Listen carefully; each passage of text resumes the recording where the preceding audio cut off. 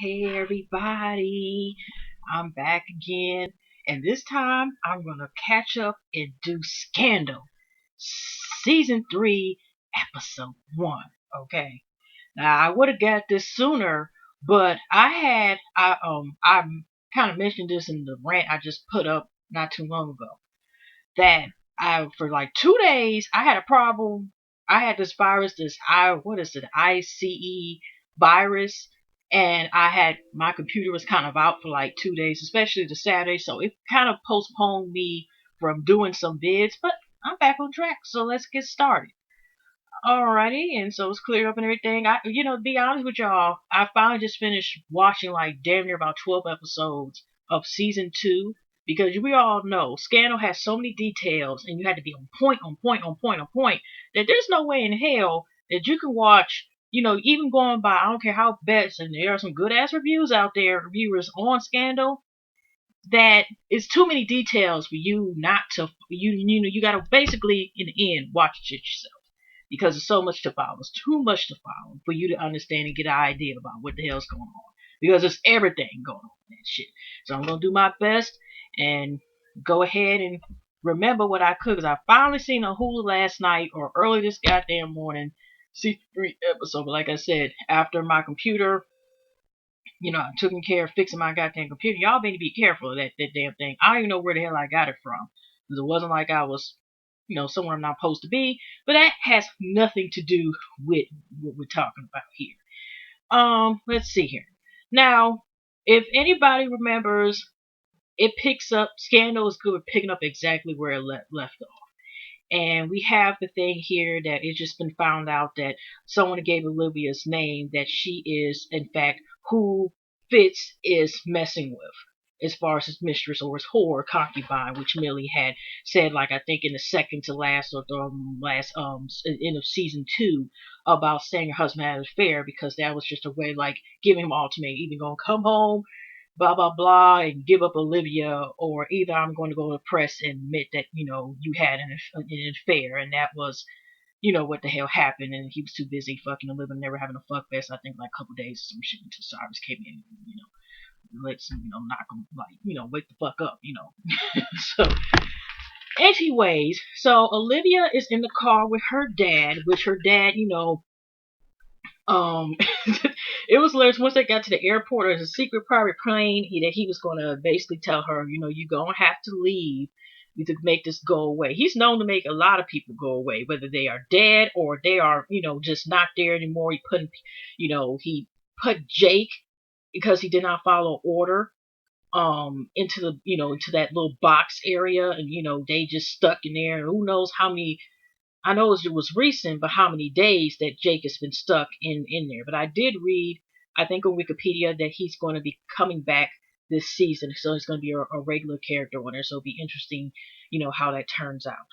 So, anyways, now he's basically telling, after we got introduced and realized, this dude that ain't no joke. I don't even know Olivia's dad's name, but I just know, and he ain't nothing to fuck with. Okay, but I was gone for this evening about this whole thing with him with telling her and letting her know like in the nicest way possible without cussing her out or cussing her out like somebody on the darn street, but indirectly he was saying, look at here, bitch, you fucked up, you gotta go.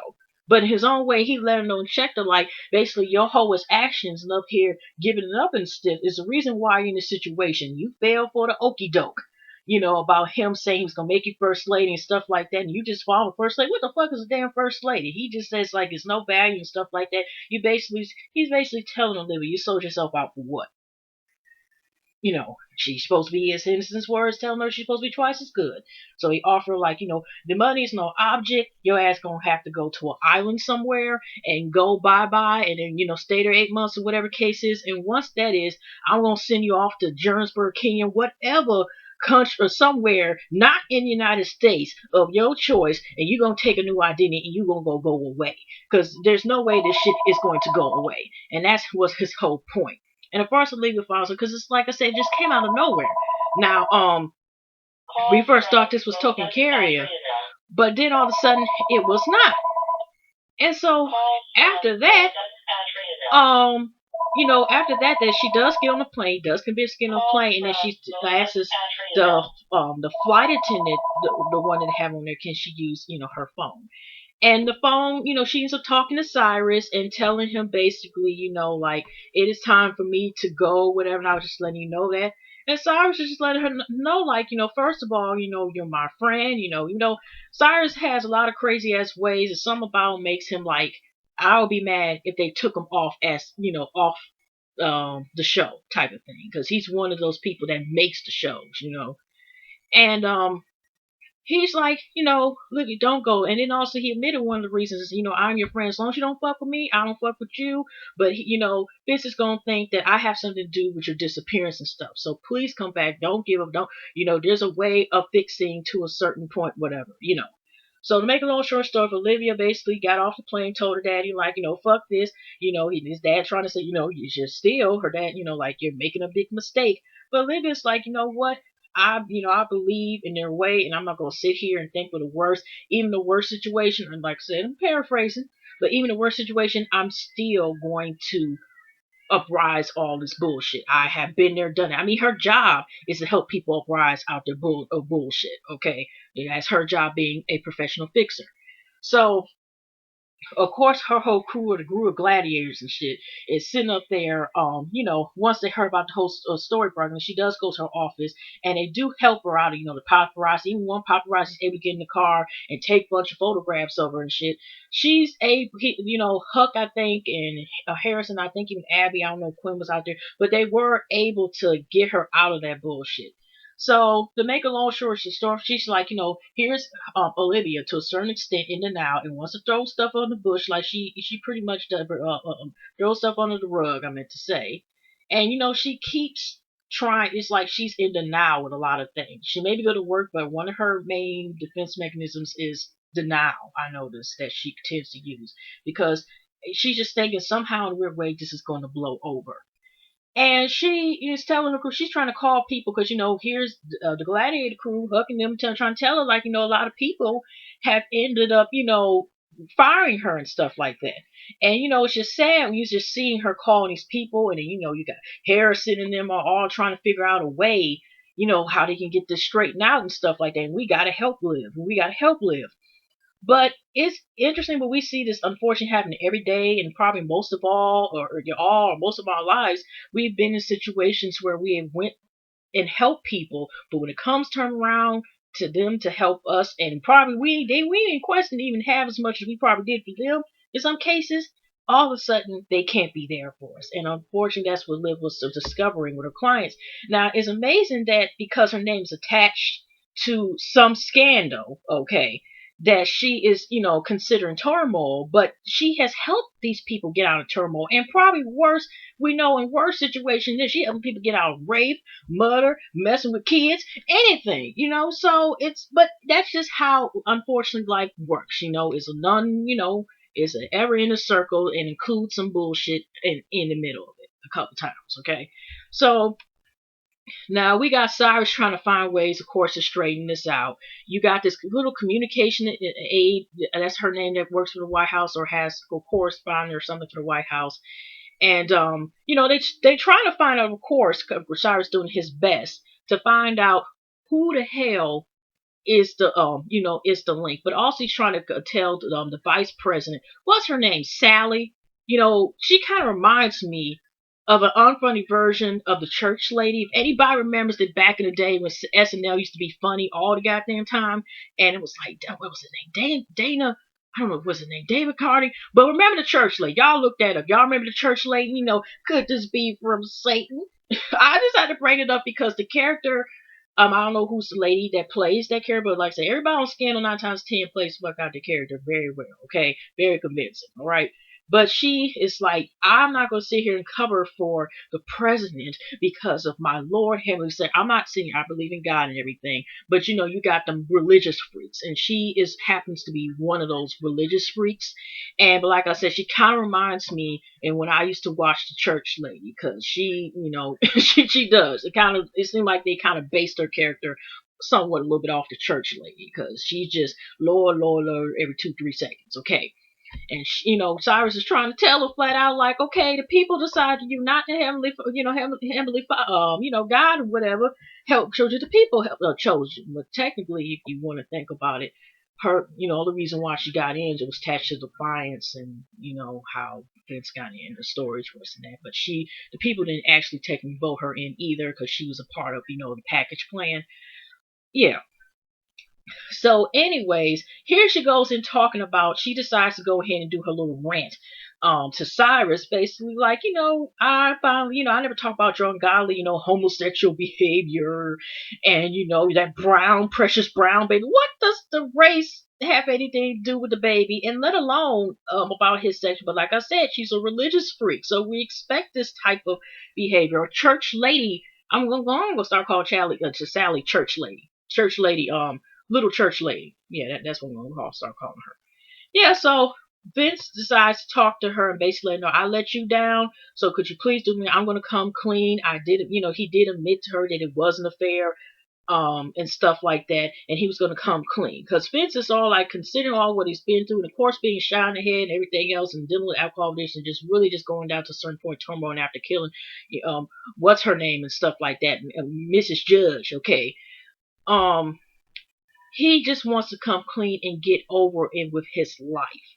And he's just like, he's tired hiding behind the lines. So that's why he really wants to come clean. And so to a certain degree, that's also why Liv wants to be in denial, but she wants to come clean at the same damn time, and thinking like this is going to carry over.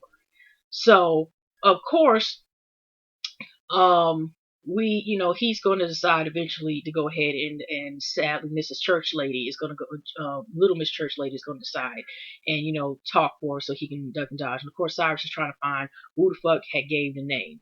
Now they did find out now how who the hell's the civil service, because Millie did ask, like, how, did you say anything, because they did find out some information that there's a little bar area, and it would be thirsty reporters, slash journalists, be looking for a story, and seeing some of the secret service be up there running their mouth, but once they get that little liquid courage in them and stuff, they ready to go ahead and run with some information.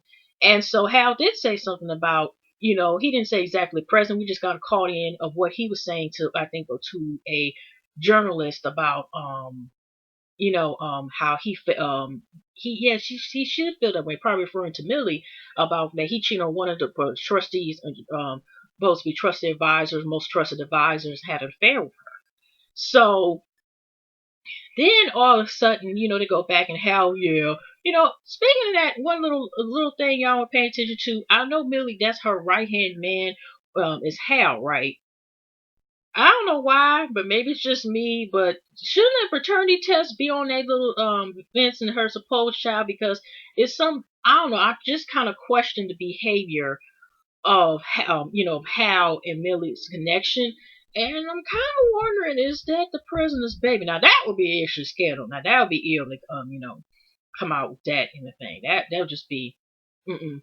They probably shouldn't have that kind of come out until like, the last season type of shit. Mm-mm. That's just me. Okay, back to the story. Make, to go and carry on with the highlights. Now, of course, again, Liv's dad tries to convince her again to go ahead and leave. This is probably right or before or after the part where somebody has camera surveillance, after they've seen somebody who's pissing on public property. And right in front of public property, in front of Liv's apartment condo complex, and Vince is coming out. So Cyrus is coming out to kill her. He wants the background information of Liv.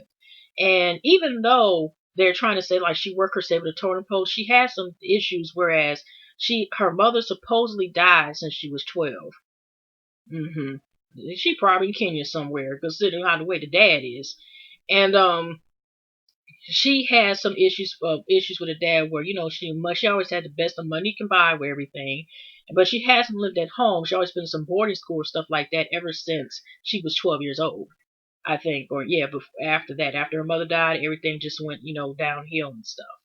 So after that, um they was talking about how she loved it, older men or whatever, or basically worked her way, or one man was trying to say, basically a nice way of saying she fucked her way on the total pole and shit. But even Cyrus, considering the circumstances, he always saved his ass. This is the same man that was willing to kill his husband that he loves and was first concerned about, knocking his ass off, and he thought it was going to reveal information about defiance and shit. When Jake, when Jack, what was his name? Jake or Jack? See, their names is a little too same. Whatever. Okay, Cyrus' husband. I'll get their name right, but see, with this new Jake character, throws me completely off with their names. Okay. Um. So if he's willing to do that, who knows what he's willing to do? Okay. So after that whatever he would just looked at the file whatever, and of course you got Olivia's group that's trying to decide how they're going to save Liv. Of course doesn't want any help. She has her own type of plan, and one of her choices she ends up doing that I want to bring up is like she does a special alarm code where in the bunker room or whatever that she meets with the president, and obviously she's called Millie there to decide because like I said, Liv and Fizz wants to actually go out to the public to get it over with, to bring the truth and move on with their lives. But they want to do it a certain way where, yeah, we're going to admit that there's a fair, but we're going to do it a certain way. And Millie, of course, took the opportunity when she finally got there. Of course, I'm dealing with this horror. I think, like, we all know that Millie is hurt, but it's hurt, like, to a certain extent, like, out of embarrassment. Not, it could be more of a business arrangement than the love thing. Maybe she grew to love him. I don't know. But it seemed like she's more pissed off in the fact, like, you made a fool out of me, and that's my appearance that you're fucking with. And then on top of that, I made him, in which she has said a few times, I made him, blah, blah, blah, blah. And, he praises you and gives you all the damn credit. But in the end, Vince and Liv are trying to convince Millie that they did have an affair, and stuff like that. And yeah, that affair was present, but it only happened twice, and it was only after the first time was after election, and another time was after after he was recovering after coming out the hospital from being almost killed in assassination. And Millie's just like what fucking ever, but she still I think talks to Cyrus and stuff because she's still like and even Cyrus is like I understand that they want to be honest and stuff, but in the end this they plan on making it seem like they do a certain amount of time and completely blow over. No. So they're already thinking about certain stuff. Already, Harris and them had tried calling Cyrus to try to get help. Cyrus at first was like, I don't know, y'all, don't call my number and shit. Leave me about to be about. But they are, like I said, they're determined to help people. Because I mean, David was in there just trying to get information, but he was trying to come someone on a friend note. He was like, just tell me the truth, what the heck happened.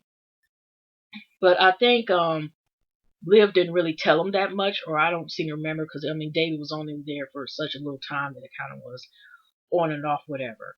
And of course, Cyrus' husband Jack, like I said, the names is a little too confusing now. Still trying to get the scoops of the story because he's been kind of been brought up ever since Millie had hired him, so she can kind of sit here and get back at Fizz and stuff at the same time. That's and Cyrus, and that's why she hired Cyrus' husband to do this this exclusive interview. And so he's on, of course, trying to get information and stuff like that. And I, of course, signed him on off top of it. Like I said, there's so much going on.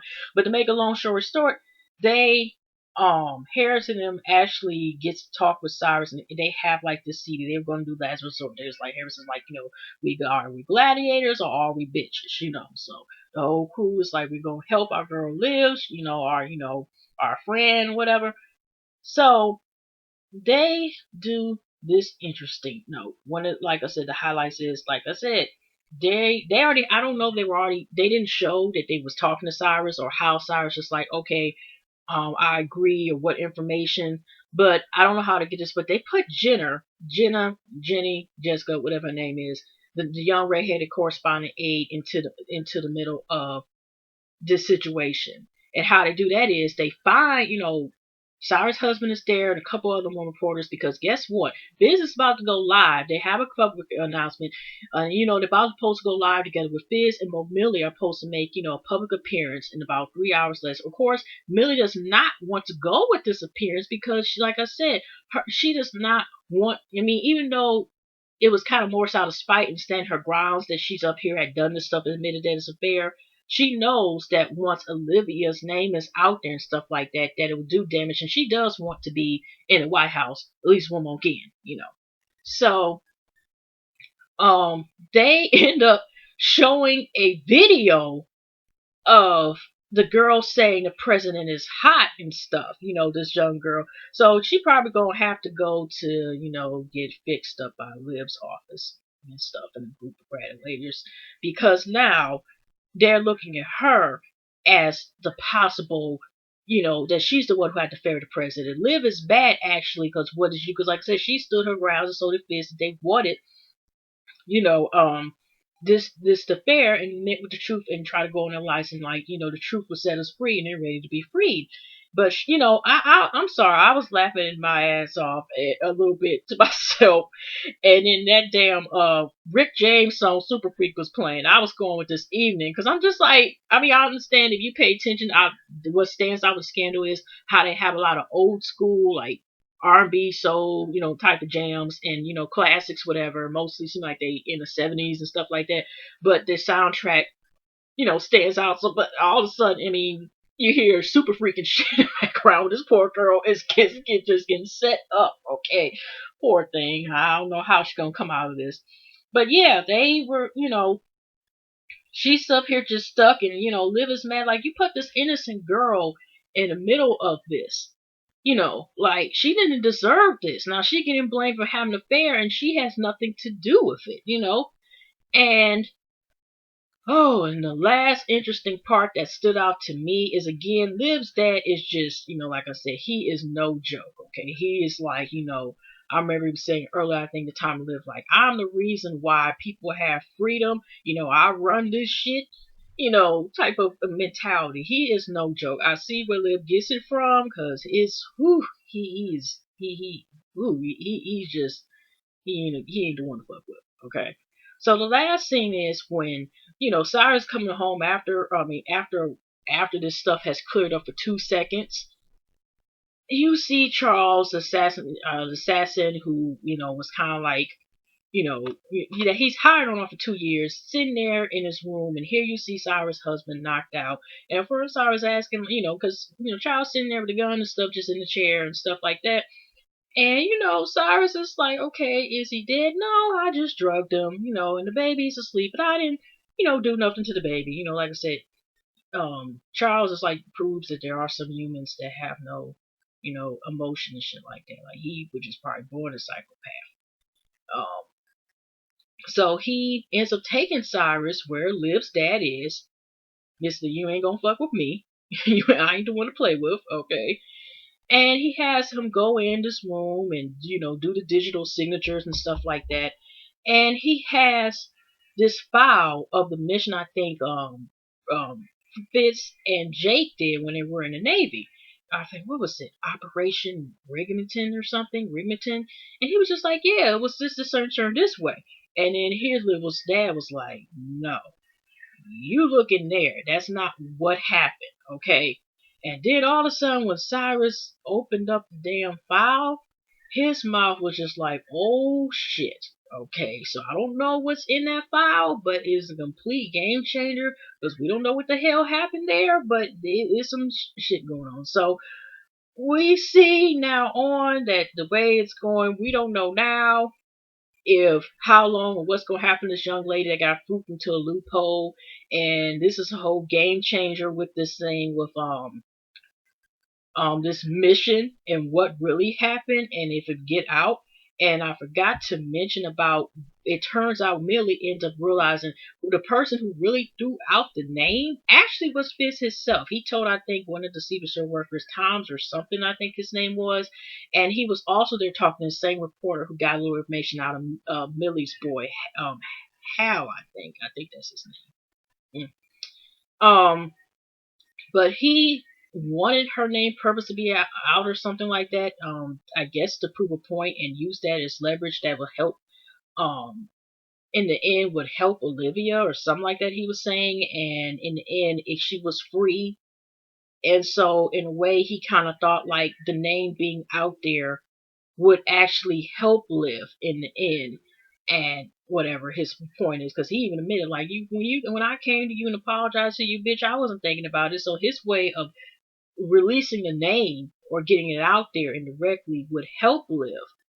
But it doesn't matter now, as far as right now. We'll see on Thursday and how this plays out the rest of the season, with this. So that's my take on season 3 of Scandal episode. So what? I hope you guys like it, and y'all take care, and bye bye.